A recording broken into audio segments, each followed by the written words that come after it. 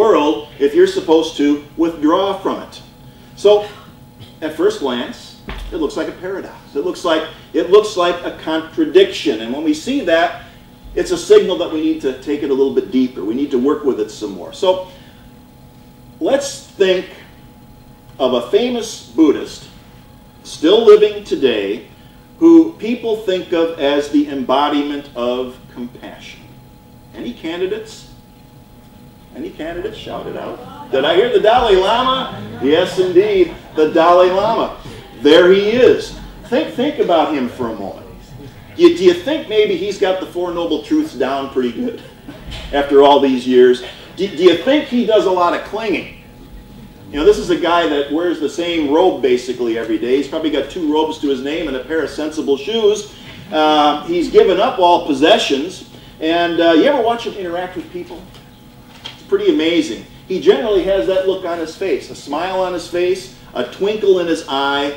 People consider him to be the embodiment of the Buddhist teachings, and rightly so. He's devoted his whole life to the well-being of his own people, and he speaks out on behalf of oppressed people all around the world. So even with all the turmoil in Tibet, even with the fact that his people are basically living as strangers in a strange land, he speaks passionately about justice and nonviolence. So clearly, to be free from clinging and attachment doesn't mean that we become detached, emotionless robots.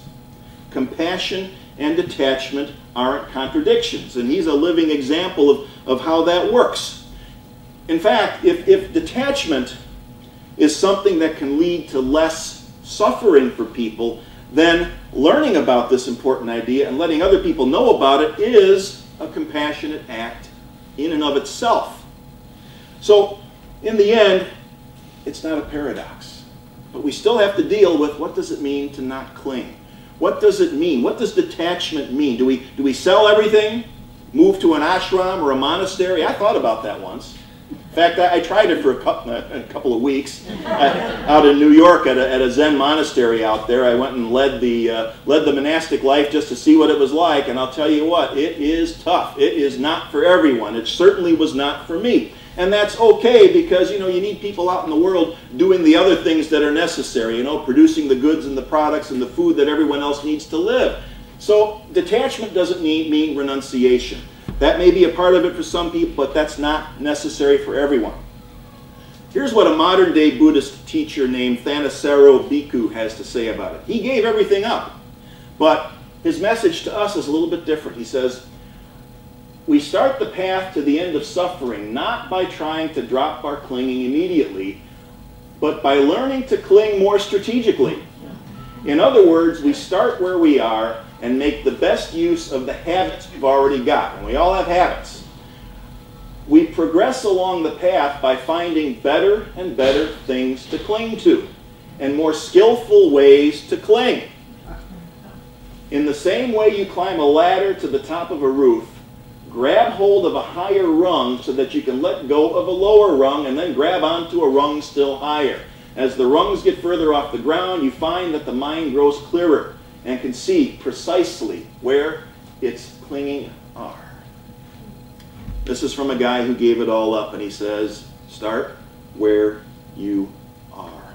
We need to learn a more skillful way to cling so that when we have to let go, and ultimately that's going to happen, we're either going to have to let go or whatever it is going to change and be taken from us, it's not going to be such a painful and wrenching experience. You know, we have desires, right? Human beings have desires. We get attached, we cling to things that we think are going to bring us happiness, and let's face it, some of the things we hang on to do bring us genuine happiness. But how many of us know the difference? How many of us actually know that this thing called clinging and attachment can be a problem at all? That's the first step. Knowing that this clinging is part of our human nature, accept the fact that it can cause suffering. That's when we can look at our lives then and start to ask some questions. We can start to see how much of our stress and anxiety is caused by my unskillful clinging. If you look at your life and see a lot of stress, worry, and anxiety, a good question to ask is how much of this is caused by the fact that I'm clinging to things that perhaps I ought to think about letting go right now. You know, anytime we think that life has to be a certain way in order for us to be okay, that's when we're setting ourselves up for another round of suffering down the road. You know, it's okay to have goals, it's okay to have intentions and ambitions, but what are we going to do when things don't work out the way we planned? Anybody ever have something not work out the way they planned? I don't see any hands. That's a little bit scary. Okay. When things don't work out the way we planned, what do? Can we still appreciate our life even when it isn't going according to our plan, even when it doesn't look the way we thought it should look? Can we appreciate our relationships even when the other person isn't behaving the way we think they should?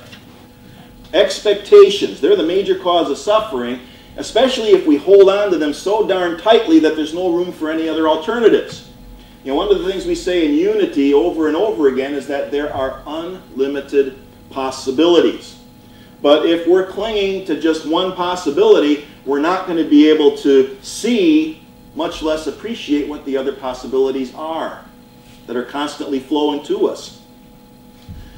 So I think maybe true compassion toward ourselves is to loosen up our grip on our expectations and make room for other possibilities. And when it comes to other people, a big part of compassion means empathy.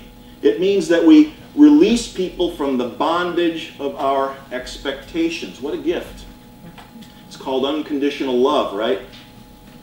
It means releasing them to their own possibilities without rejecting their sacred worth. So this thing called skillful clinging, it means being open to multiple possibilities, learning how to fully and deeply appreciate this life and all of our relationships as they're unfolding right now. You know, whatever it is that we're clinging to, oftentimes we take it for granted. We don't even take the time to appreciate the things that we cling to the hardest. That's a good step too. Take a look at what it is that we're attached to. Do we fully and deeply appreciate and love those relationships or whatever it is that we're hanging on to? And sometimes from that depth of being, it's easier to know that, yeah, I can let this go, but the important thing is that I'm appreciating it right now. It may change in the future, but right now, I'm appreciating this. So instead of leaving us with a paradox, I think the Buddha left us with a great gift.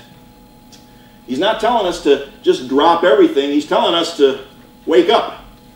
To wake up, to really examine our lives, to accept the possibility that we have everything we need right now. Everything that we need to reduce our own suffering. And then the thing we have to do is to live it and pass the gift along to others, which is the true expression of compassion. Sounds like a good mission, doesn't it? May your lives go well. See you next week.